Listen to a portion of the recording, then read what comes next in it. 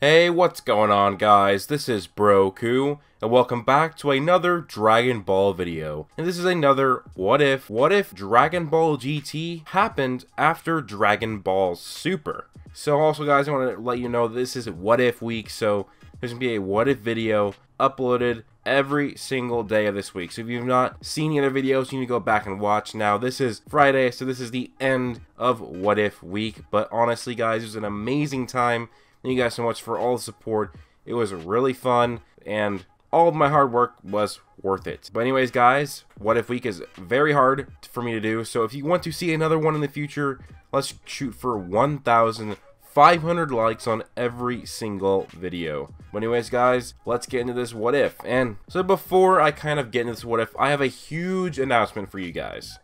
And that this is actually the start, the story of my fan manga.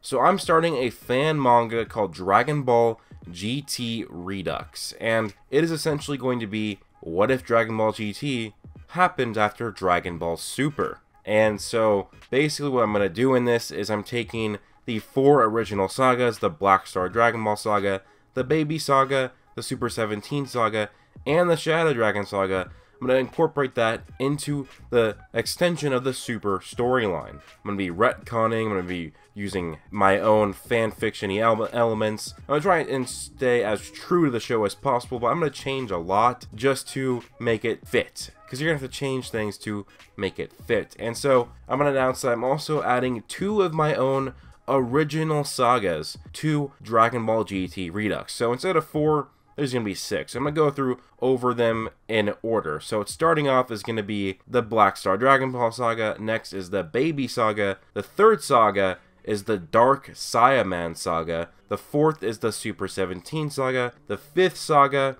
is the All Out War. And the 6th and final saga is, of course, the Shadow Dragon Saga. So anyways, guys, let me know what you think down below of this. Are you hyped for this fan manga? Let me know. But anyways, it should be out in the next few weeks. It should get the first maybe 5 to 10 pages in the next few weeks, maybe a month, maybe a bit longer. And then from there on out, it should be about 3 to 4 pages released every single week. So there's going to be updates every single week to this fan manga. And I'm excited for it, but hope you guys will enjoy. So we're going to go over basically what I have written down for the first saga. So I'm going to be kind of spoiling the first saga for you guys, unfortunately. But then again, I mean, why not? So I'm not really going to be focused on the story. I'm going to be focused into explaining what happens. So in this, which is the Black Star Dragon Ball Saga, it's going to take 5 years after the Tournament of Power. And over those 5 years, Vegeta has trained with Cabba, as Cabba is now Vegeta's student, and Trunks took over Cabba's spot in the Sadala Defense Force, as Cabba had to take a lot of breaks because he was training with Vegeta, but still, Trunks joined the Sadala Defense Force because being a CEO of the Capsule Corporation would have been way too boring for him, so he's gonna join the Sadala Defense Force and fight alongside his brethren Saiyans. And Goten was originally going to join the Sadala Defense Force as well, but opted to join the Pride Troopers instead. And he chose this because Goten wants to be a hero, not a soldier. As if he's a hero, he will get more fame and potentially more women. And of course, Goku is going to be training Oob, as that is what is supposed to happen in his canon. And Oob is going to become a freaking god. And the same things happen with Pilaf. And Pilaf, he's going to wish Goku to be back to being a kid. The Black Star Dragon Balls are going to spread around. And that's going to lead to the new mission of bringing the Dragon Balls back to Earth so that Earth is not shattered and destroyed. And this saga was terrible in my opinion, but I had to go through and try and make it better. And my first thing to do was make it so that it was Kid Goku, Pan, and Trunks, but they're joined alongside with Goten and Oob. And during this whole saga, Pan and Oob are going to be kind of crushing on each other. They're going to be digging each other, they're going to be liking each other, they're going to think one or the other is cute, Oob is going to save Pan's life, all that stuff. It's going to be kind of an interesting mix of that. And then Goten and Trunks is going to have a pretty deep rivalry because of Goten's betrayal, where he joined the Pride Troopers and not the Sadala Defense Force. And Trunks saw a lot of screwed up things happen in that war, and Goten was going about being a superhero instead, and he is not going to let Goten live that down. During this journey, Goku acts as the master to the student, he looks at all these guys as students, and Goku is going to be training them. Now, Goku in this, unlike in GT, he actually gets a massive power decrease from turning into a kid. It's basically, he's still strong, he can still go Super Saiyan, but he can't do much else. And he's not nearly as strong as he was before turning into a kid again. He can't use his God forms, can't use Ultra Instinct, all of that.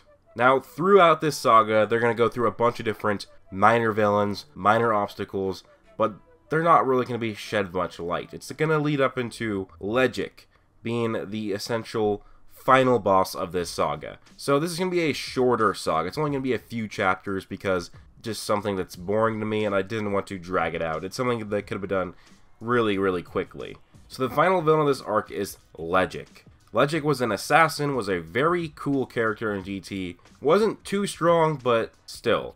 In this, so there is going to be something called either the League of Assassins or the Assassins Guilds. Each universe would have their own Assassins Guild, where all assassins gather. They can even transfer from universe to universe. And so Legic is basically the lead assassin of Universe 7, and he would know Hit. So if Hit's ever referenced, Legic would be like, oh, you guys know Hit, kind of stuff like that. And Legic is going to be far too strong for most of our characters. Even Goten, Trunks, Pan, and Oob, they all fall in battle to this villain, and this leads Goku. He transforms into a Super Saiyan 3, but he's not powerful enough for the villain. Super Saiyan 3 is draining way too much stamina. It's not going to work. And Goku, as a kid, like, he's not going to really stack up very much stronger than the kids that he's training right now.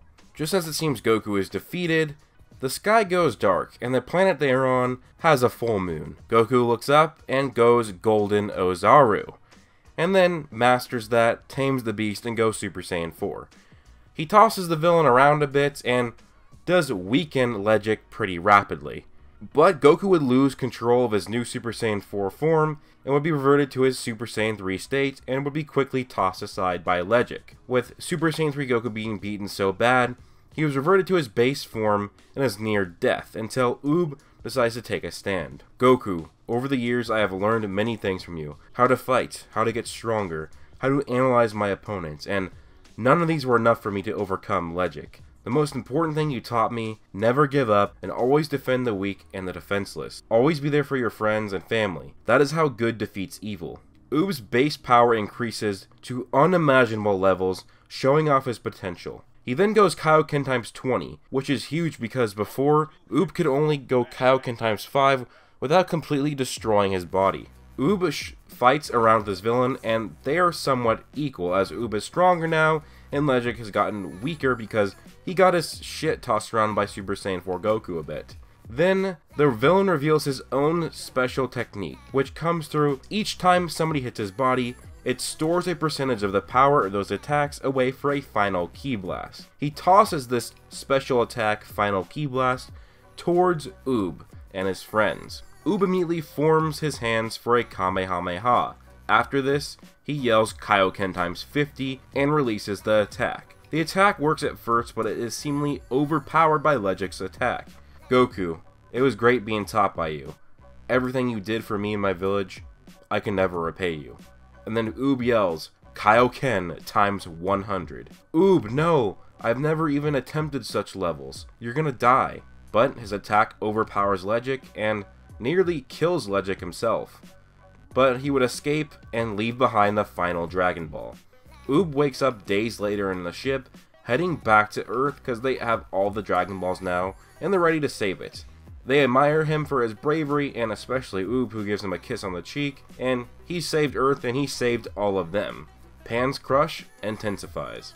Also, during this, that they still run through Dr. Mew and Baby.